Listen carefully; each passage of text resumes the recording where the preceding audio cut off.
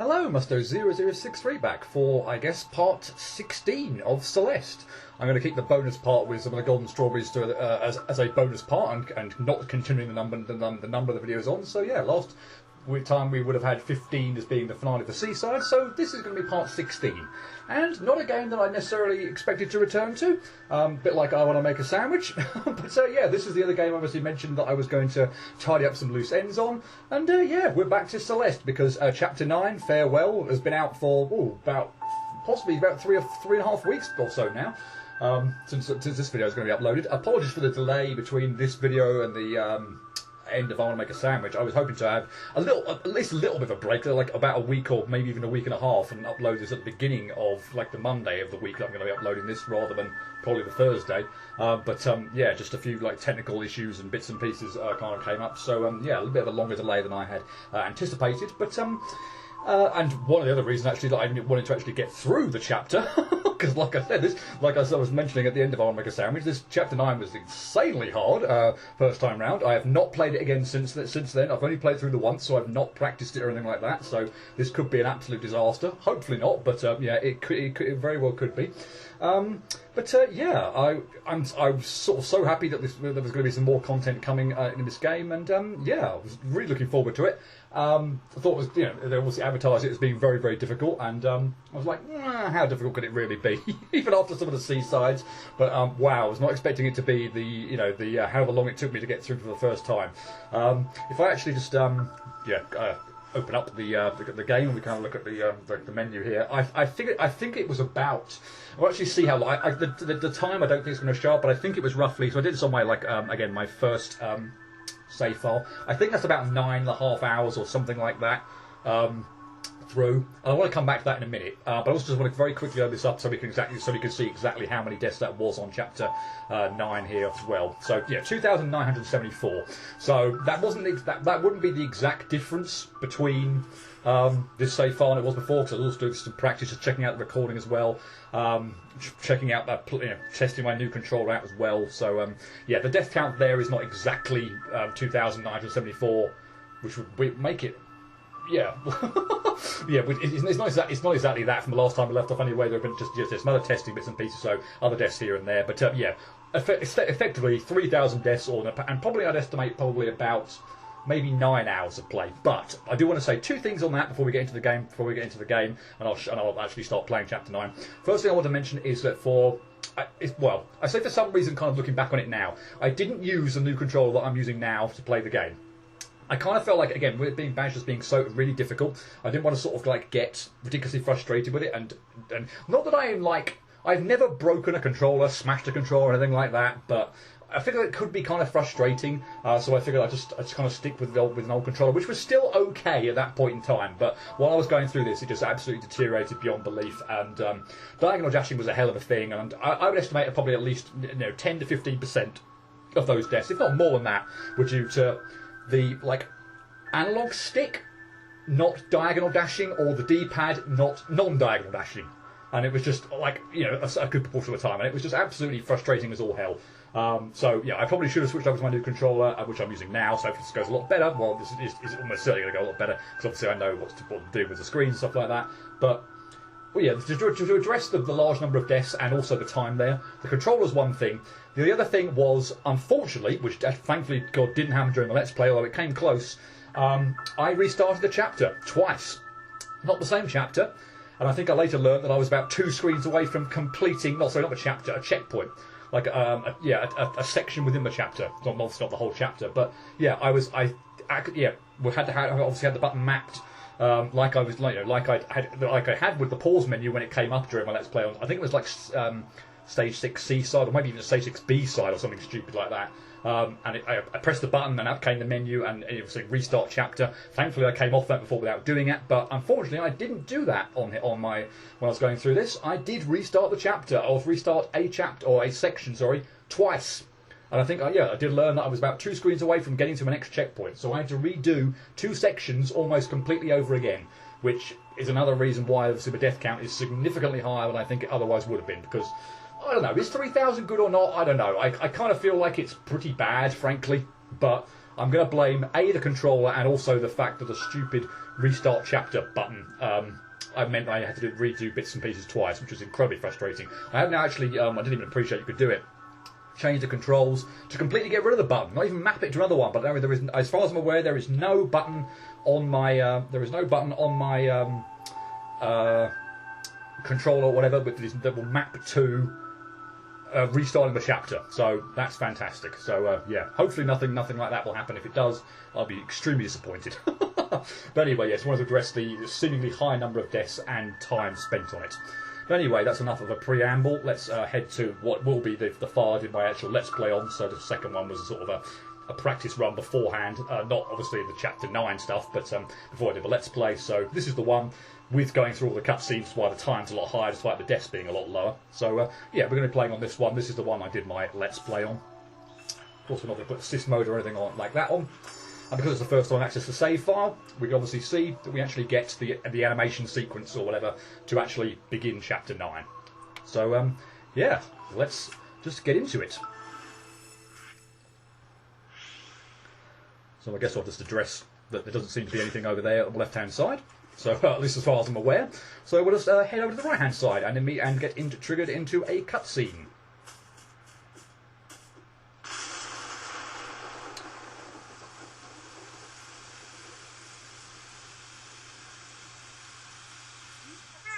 Granny.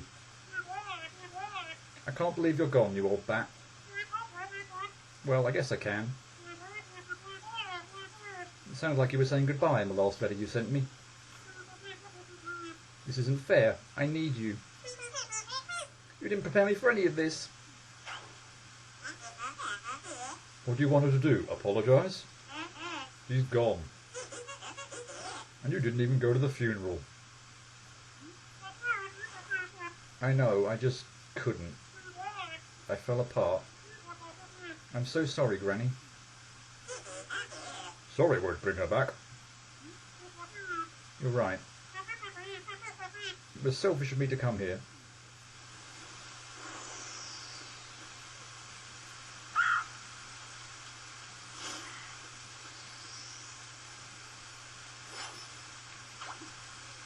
Okay, so bit of a depressing opening. Granny apparently is dead. And Badline is sort of separate from us. Or the other part of me is sort of separate from us at the moment, and yeah, we've got the mystery kind of bird that's appeared who was helping us all out through the remainder of the game. So yeah, let's just connect with Badline and progress on. So we do now get a little bit of just regular gameplay. Clouds work the same as whoops. The clouds should work the same as they always do. A bit of a shocker there, but we do have a double dash with Badline being part of us, of course. Where are we going, Madeline? We have to follow that bird. It's part of Granny, just like you're part of me. I thought it was just a pet or something. It has to be more than that. That bird was always looking out for me on the mountain, just like Granny did. Madeline, I hate to say it, but you're in denial. It's just a bird. Just shut up and help me for once, okay?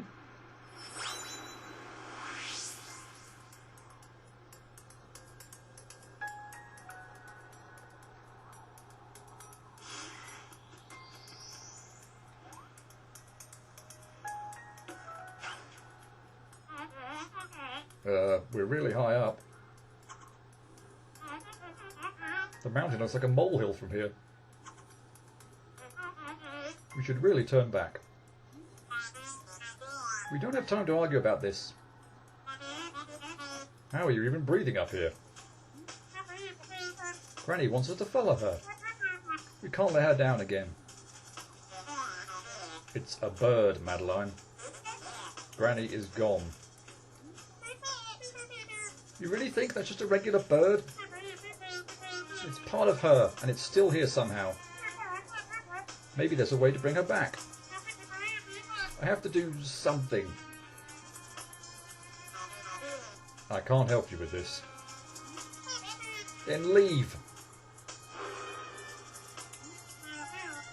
Don't worry, Granny.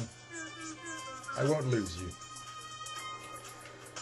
So we are on our own apparently. Badline has now whoops left the playing field. I was going to just dash up to there and show off. There doesn't really seem to be anything over the left hand side again, so we'll do that very quickly. The story, I'll just briefly address this now. I won't give away anything about the story as we kind of go through, but I found myself like for the first time round sort of very torn here between like who I'm kind of on, whose side I'm on here kind of thing. Because obviously we've been playing as Madeline all the way through. We've been reveling in her sort of triumphs and egging her on and all that kind of thing. But at the same point in time, kind of feel like Madeline's really got a point in it just being the same one here. Maybe Madeline just is in denial and she needs snapping out of it. So it's a very nice kind of. I kind of felt like when I was going through this, but yeah, it's very much not quite sure whose side I'm sort of taking here, whether it's Madeline or Badeline. But we'll see how that works as we progress through the stage. So yes, we look like we're in sort of outer space and kind of like toward the moon kind of area.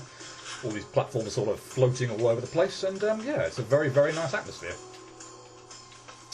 And we can kick off the game, and we can now kick off with some actual proper stuff. So I guess the mechanics first of all. We don't have Badeline, but we do have a double jump refresher. So yeah, you collect the icon, or double jumps refresher. Sorry, I'm playing way too much. I want to be the guy stuff. Double dash refresher, if you will. So yeah, some of them respawn like that one does. Some of them don't. Again, obviously, this game is just fantastically so well designed to the point where obviously the first time something is introduced, it's introduced very, very easily. And they introduce all the mechanics and sort of show you how things work in a very nice kind of way. I haven't died to it, and obviously I will at some point in time. But yeah, stay clear of the electric kind of barriers that are kind of you can kind of see there, the electricity crackling, stuff like that. That will hurt you. That will kill you. Don't go anywhere near that if you can. So we're going to dash along. Whoops, we're going to try to anyway. We're going to dash horizontally along here. Get up and get this one. Then we've got a double dash again, and we're already experiencing some fantastic, annoying diagonal dashing. Lovely. I was hoping sort of new control and all that kind of thing. Even just doing a let's play that or continuing on and stuff like that, there wouldn't be diagonal dashing all the time accidentally, but apparently not. Oh well. So what we're going to do here is we are going to whoops. We're going to use our dash to get that platform whizzed over the left hand side. We're then going to jump up and collect the double dash refresher, so then when the thing whizzes to the right hand side, we can dash up through the electricity and progress on. Right. The other thing I'm very slightly nervous about is trying to remember exactly how everything works. Because yeah, I'd like to think I can do, but that was terrible. So what I want to do here is obviously collect the dash refresher, go up to here, whiz onto the. Am I going to pull that off? I am good. So yeah, you want to jump up to the top block there. Use your second dash. You obviously only want to use one dash when you go up to get to the blocks initially. Climb up, and then when you're at the top block, dash horizontally, and so that the block whizzes you on the left-hand side. Your momentum will then carry you, whizzing you all the way over the left-hand side, and then you can then collect another double dash refresher, and then use the block that goes to the right-hand side when it resets. To jump over all the electricity here. I'm also going to point out now, I'm going to say you need to do this quite a lot. 90% of the time, that's probably not true. There are probably some absolutely fantastically amazing speed running tactics and such like that and manoeuvres that you can pull off that mean you don't have to do barely any of what I'm actually doing. So yeah, if I do say you need to do this, chances are that's actually probably not true, but for most casual players like myself, it is what you're going to need to do. But I'll address that right now. There are probably several shortcuts and fantastical things that you can do that I just haven't got the skill to actually pull off. Whoops, I should do this, shouldn't I? Every time you see one of these, I will at least show off basically what we've got, show off the level. I mean, it's nothing too drastic here, so yeah, don't need to really sort of spend too long on that. Wow, I missed the spring. Fantastic. I'm not actually. Yeah, I think I'm probably going to. I'm not actually sure whether I need to keep my double dash here. Again, I don't remember like literally the layout of literally what you have to do on every single screen, but that was absolutely awful. I think I probably do actually by the look of that.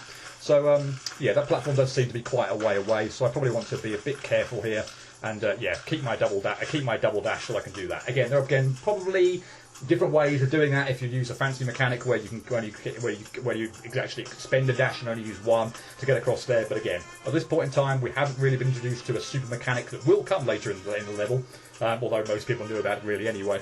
But yeah, for the most part, I want to keep my double dash there because that's going to be the best way for me at least to pull that off, and that was terrible.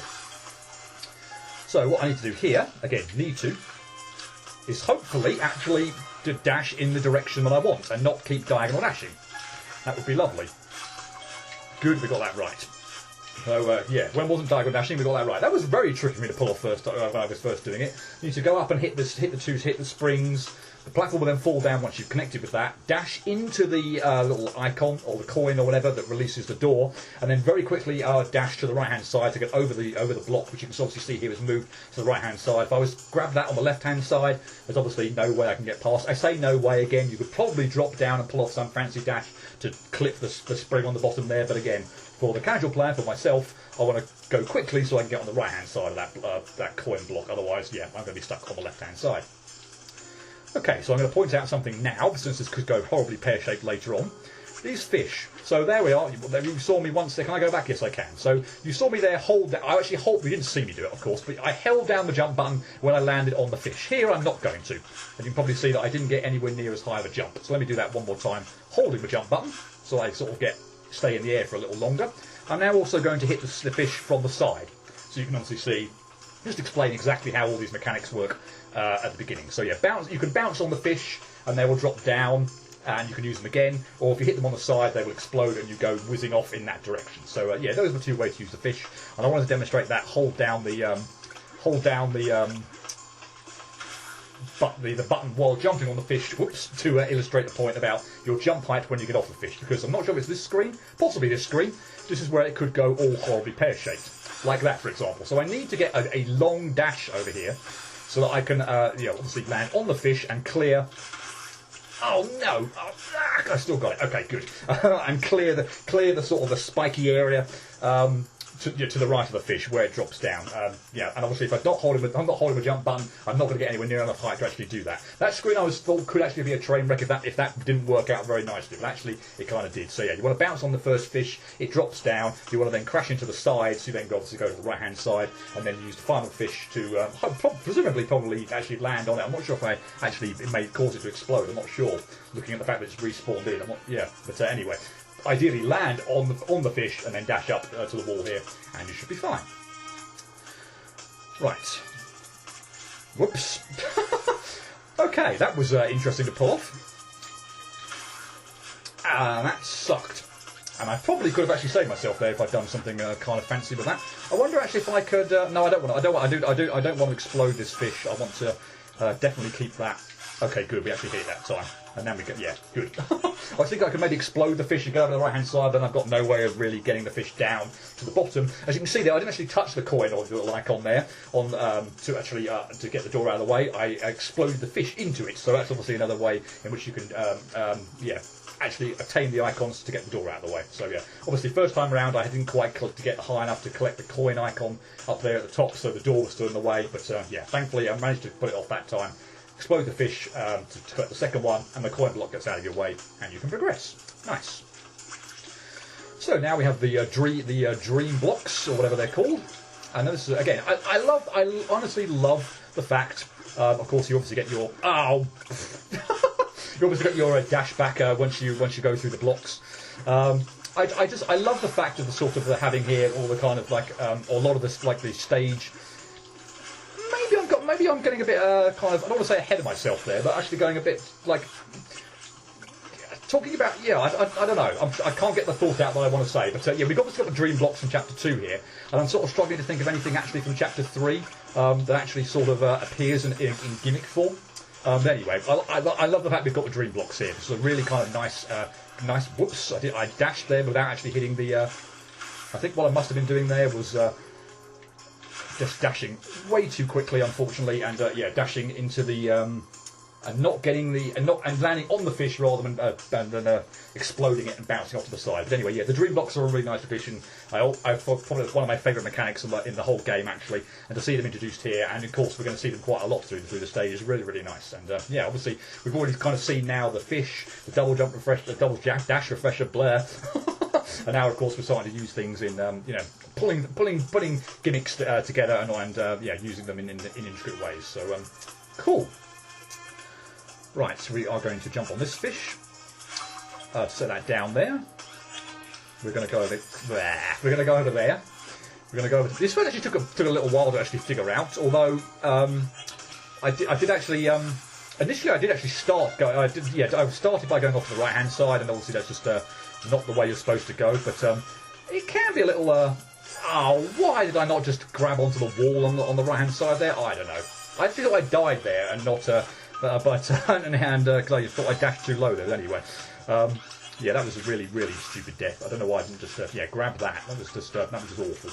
But anyway, I started off by going to the right hand side here, but actually, it didn't take that long, funny enough. I think I actually figured this screen out longer than some speedrunners, having watched their videos, which is obviously not the speed run they're doing it, but the first time they played it through. One in particular seemed to take an absolute eternity on this screen. I was rather proud of myself for figuring this out sooner than they did. But anyway, yeah, use the fish to bounce on to go to the left hand side to collect the coin icon. You get on the spring and then get on the right hand side of the fish so it explodes and sends you currying over the right hand side, and then you can progress on. I just made an absolute hash of dashing up here when I actually mostly pulled off all the difficult stuff the previous go, but yay, wonderful. Okay, so now we get introduced to another new concept, in that the fish can bounce off of the springs, and you can use them to apparently not continue your movement and just fall short of where you need to go. Wow, okay. Lovely. I did not expect to have failed that, having got as far as I did there. That was absolutely god-awful. Let's not do that. But anyway, if you knock a fish into a spring, it will bounce off the spring, and you can then use it again, obviously, to progress on your way. Something I haven't actually mentioned as well is that if a fish does explode, like obviously you assume it would explode the fish there on the far left-hand side of the screen. To go over to the right hand side, it's now respawned. So after about, somewhere between 3 and 5 seconds, I want to say, after a fish has exploded, it will respawn on screen, and that actually will come into play later on. Not quite so much yet, but if you do happen to mess up or whatever, then in some screens there is a potential to reset and the fish will respawn. So I thought that was probably just worth pointing out. Okay, let's have a quick look at this one. So let's follow this path down so you can see where this fish is going to go here. With lots of springs, double dash refreshers and whatnot. So that's the screen. I won't spend too long mucking around showing that off. And hopefully, kind of get a feel for how this is going to work. So yeah, basically we are just pulling this fish all around the place. Now, that first go, I think it was. That was pretty good. I'm pretty happy with that. Again, it's not too difficult to screen, but and not diagonal dashing all the time really helps. The number of times I got through to this, diagonal dashed right at the end and didn't go through the dream block, and had no way of getting up. It was absolutely awful. I think I must have done that about at least five times. I think on this screen it was absolutely blur. But anyway, yeah, nice little screen there. Just kind of keep bouncing on the fish, sending it, currying into the springs and resetting so you can use it to get it to another position, so you can then bounce off it again or explode it or whatever. And just sort of following it around the houses. Nice screen. Okay, I think we're actually coming up on a checkpoint now. So can we, again, please not keep diagonal dashing accidentally. This would be lovely. Obviously, I do want to diagonal dash some of the time, so, that's not I'm not putting up, like a... Okay, good. I'm not putting, like, a kibosh on no diagonal dashing at all, but, yeah, for goodness sake, just, no. Diagonal dashing, blur. Please stop. Anyway, I really like that screen. Just obviously a little intricacy there with the electricity, just collecting the dash and double dash refreshers and making your way through. It's a nice little screen, that one. Okay, we haven't been going on that long, but I figure in the interest of probably the next checkpoint sort of being quite long, but I'm actually going to call it there. So I'm actually just going to reset and go back to. Not to there, but to here. Maybe if the icon, the icon doesn't appear again. But anyway, yeah, this is a next checkpoint. I appreciate with like 5-minute introduction or so, we've probably only got about 20 minutes or so of this chapter and a lot of an introduction, cutscene, and talking about things at the beginning. But I figure that the next checkpoint could be quite a way off, and I don't want the videos to go on too long. And I figure that actually, depending on how the checkpoints are staggered, that actually might be a nice way of kind of doing this anyway. I certainly wasn't going to do it after like the first checkpoint, because that was like maybe 1 or 2 screens or such like that. But yeah, we're coming up on 25 minutes or so. I'd like to try and keep these videos at about half an hour to 35 minutes or so anyway, and I don't think there's realistically any chance of me getting through the next bit in 10 minutes or so. So I think this is probably actually a good time to call it there. But yeah, this is like in the introduction also to chapter 9. We haven't seen all the mechanics that are going to get introduced. In fact, we're going to get one in the first minute or so next video. I'm pretty sure anyway, if memory serves, that we get introduced to a new gimmick or mechanic at the top of this screen that we're going to make use of immediately. Yeah, not too shabby a start. As I say, it took me to this felt like an absolute nightmare to go through first time. Not that I wasn't having fun with it at all, but seriously, everything just felt really difficult. My controller wasn't helping any of it either. But yeah, first time when you come through this and you've got everything's shiny and new and very difficult as well. It just sort of becomes a bit of like, I feel like you're not making any progress at all. But I'm reasonably happy with that. That wasn't a terrible opening to Chapter 9, at least by my standards. So yeah, I think I will call that there, and yeah, we'll pick it up with the next checkpoint. I don't know whether I'll do 1 or 2 checkpoints next time, or maybe see how long it takes me to get to the next one. Yeah, no reason to really necessarily rush, and yeah, since I have a sort of lack of videos at the moment anyway, might be kind of nice to actually take a little bit more time with this, so I've got a few more videos to upload and I can kick off another project while this one is being uploaded. So yeah, cool. I'll leave it there, and hopefully next time you'll join me to the continuation of Chapter 9, Farewell. Hope to see you for that, but until then, cheerio.